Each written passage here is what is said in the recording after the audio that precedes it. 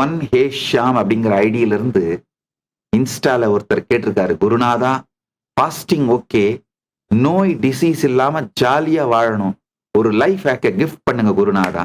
இவ்வளவுதாங்க ஹே ஷாம் ஐயா. கேளுங்க, இந்த ஒரே ஒரு லைஃப் ஹேக்.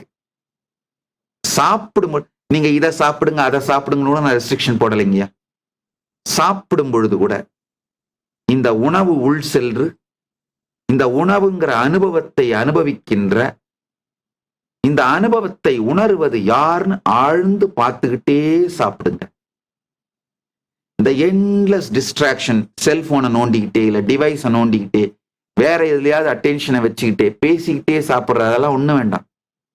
அதெல்லாம் விட்டுட்டு சாப்பிடுறது யாரு, எப்படி உணவு உள்ள போய் இந்த சுவை எப்படி நடக்குது, எப்படி அது என்னென்னலாம் உள்ள நடக்குது, யார் இதையெல்லாம் உள்ளிருந்து நடத்துகிறார்கள் அப்படின்னு பார்ப்பவனை பார்த்து கொண்டு அனுபவிப்பவனை ஆழ்ந்து பார்த்து கொண்டே உண்ணுங்கள். இந்த ஒரே ஒரு லைஃப் ஹேக்க பண்ணுங்க, வேற ஒண்ணும் வேண்டாங்க. டிசீஸே இல்லாத வாழ்க்கைக்கு வந்துருவீங்க. தானாவே உங்களுடைய உடல் சரியான உணவு, சரியான வாழ்க்கை முறை இதையெல்லாம் நோக்கி அலைனாக ஆரம்பிச்சிருங்கயா.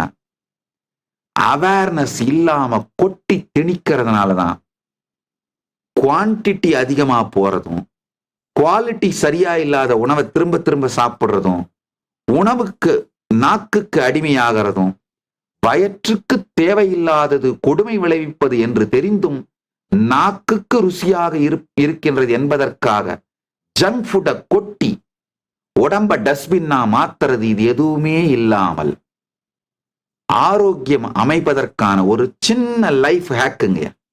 உண்ணும் பொழுது கூட உண்பவன் யார், அதை ருசிப்பவன் யார், ஜீரணிப்பவன் யார், எவ்வாறு இந்த அனுபவங்கள் எனக்குள் நிகழ்கின்றது என்று ஆழ்ந்த அவேர்னஸோட சாட்சியை சாட்சியாக பார்த்து கொண்டு சாப்பிடுங்கள். விஜய் புகழ் அப்படின்றவரு கேட்டிருக்காரு, உங்களது உரையாடல் பதிவுகள் 1 நிமிடம் கேட்டால் 1 மணி நேரம் நிம்மதி கிடைக்கின்றது. ஐயா, அருமையான நுட்பத்தை நீங்க கண்டுபிடிச்சிட்டீங்க. அப்ப நீங்க பண்ண வேண்டியதெல்லாம் 24 நிமிடம் மட்டும் கேளுங்கய்யா, முடிஞ்சு போச்சு. 24 மணி நேரம் நிம்மதியா இருக்க போகுது, அவ்வளவுதாங்கய்யா. ஏன்னா நீங்களே ஃபார்முலாவை கண்டுபிடிச்சிட்டீங்க. 1 நிமிஷம் கேட்டா 1 மணி நேரம் நிம்மதியா இருக்கு. உங்களுக்கு ஒரு நாள்ல 24 மணி நேரம் தான், வெறும் 24 நிமிடம் கேளுங்க, 24 மணி நேரம் நிம்மதியா இருக்கு, முடிஞ்சு போச்சு.